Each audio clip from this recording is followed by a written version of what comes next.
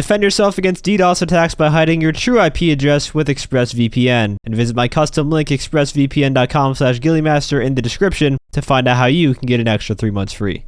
Hey everyone, and welcome to another GTA 6 video here on the channel. In this one, I'm going to go over some more details that you might have missed the first few times watching the trailer, hell, even things that I missed myself watching it over and over again that I didn't mention in my first breakdown video. So right in the opening segment, there is this extremely tall radio tower that, for lack of a better word, towers over on the left-hand side of the screen. It's even higher than the plane is flying, at least from what it looks like at that angle. And I can see this being a massive hazard when you're trying to fly, especially at night. If you guys remember the power lines from GTA 5, how hard they were to see when you're flying fast, even in the daylight because of the render distance. This one is much taller than those are even, so I can definitely see it taking many planes out of the sky. Then in this shot of one of the buildings, if we zoom in on the lower part, it looks like this either has an interior or Rockstar are using very convincing ways of giving off the illusion of a lot of buildings having an interior. This is something that the Spider-Man games I know do a great job of. I believe the technical term is it's some form of parallax interiors that they use. But what I hope is that a lot of these buildings just have straight up interiors and we can enter a lot of the buildings in the game. Because in GTA 5 we couldn't really do a lot of that. In the beach scene, there are sea sharks in the water, one of the better sea vehicles of GTA 5 that's returning to no one's surprise. And in the background, this, what looks to be a lifeguard truck, is towing an empty trailer that's probably just offloaded the boat into the water, so we might see NPCs doing that, or maybe we can do that ourselves within the game, tow boats and then let them into the water to use. This red car that Jason and Lucia are in at night, I'm 95% sure is a Russo from GTA Online. Looking at the carbon backing of the vehicle, as well as the side mirrors, it kind of gives it away. However, this one has a blue interior light shining on it, so while the game may have a lot of returning vehicles, the interiors look to be redone or touched up in some way, shape, or form.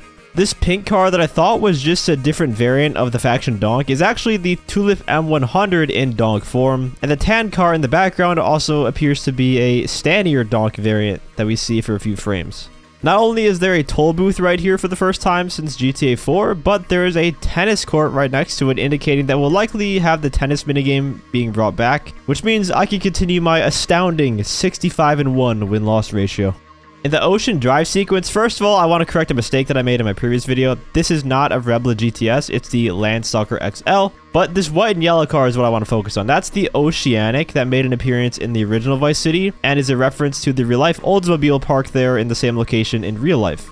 And the Cheetah Classic in the same image, I went and compared it to the one we have in GTA Online right now, and yeah, this one is much more detailed. First of all, the back of the car has vertical bars instead of the GTA Online one where it's more of a mesh. It's got a mesh texture to it. And the passenger side door we also see open in the scene. You'll notice the one from GTA 6 has a lot more detail and is overall just a little bit different in its design entirely. So yeah, once again, the car interiors and exteriors will see some upgrades to their visual fidelity, even if the cars themselves are from GTA 5.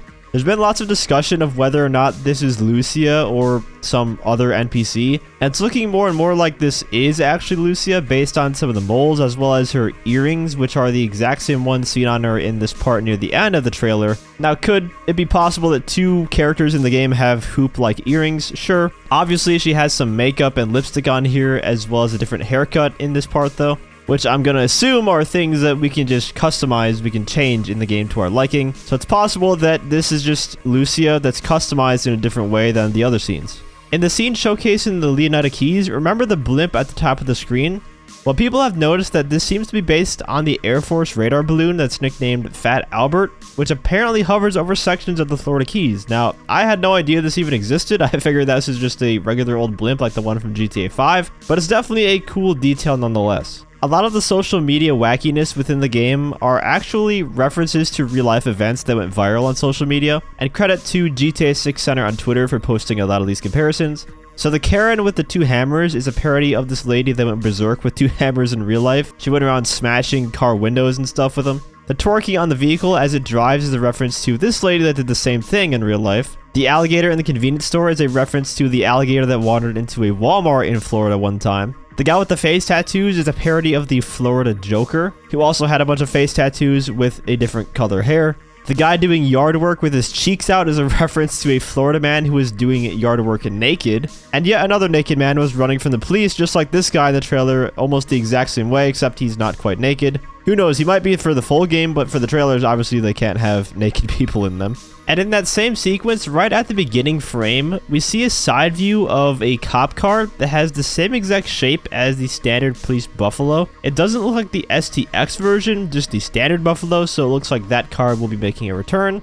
And hopefully it's actually used in police chases, because in GTA 5, although we had the police Buffalo, it never really came after you. Like, it was just a car you could sometimes find. But based on all the other police car variants we've seen so far, there already seems to be a lot more than GTA 5. And finally, the animal control guy trying to get the alligator out of the pool is a reference to animal control doing the same thing in real life. And I'm sure this one in particular has happened on many occasions, more than once for sure. This E-Cola advertisement might look familiar to you if you played GTA Online. The Hot Ring Everon, which released not that long ago, has this same style of advertising on one of its liveries, with the E-Cola bottle being practically identical to the one in GTA 6 with the yellow chat box with the text in it. And oddly enough, this livery is abnormally high res for GTA Online standards, which has led a lot of people to believe that this was always from a GTA 6 asset and backported to be put on a GTA Online vehicle, which now seems more and more likely after seeing the trailer. As the two characters drift off in the Tulip, we can see they are in the Port Gellhorn region from this sign that says Port Gellhorn Pawn and Gun, which was a rumored location, and I think it was in the leaks if I'm not mistaken.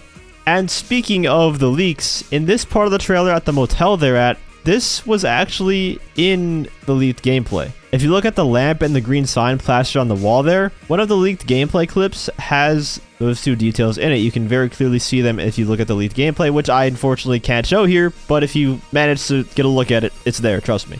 And in the final moment of the trailer, on the door, there are some things to take note of. First, a sign that says, "We will no longer take cash stored in your underwear," which is pretty funny. And a little sign to pay homage to the late Tom Petty, who passed away in 2017. Rockstar are quite clearly pretty big fans of his music. In GTA San Andreas, one of his songs is featured, "Running Down a Dream." And in this trailer, his song is also used, "Love is a Long Road." So it's probably safe to say that we'll hear some of his music on one of the in-game radio stations as well. Possibly even the one from the trailer.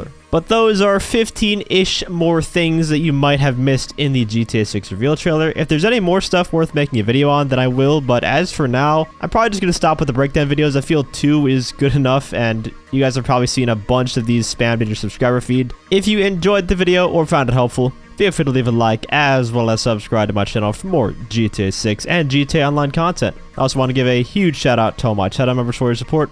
If you'd like to become a member for some exclusive perks, you can either use the join button or the link that's down in the description. And as always, thanks for watching and have a great day.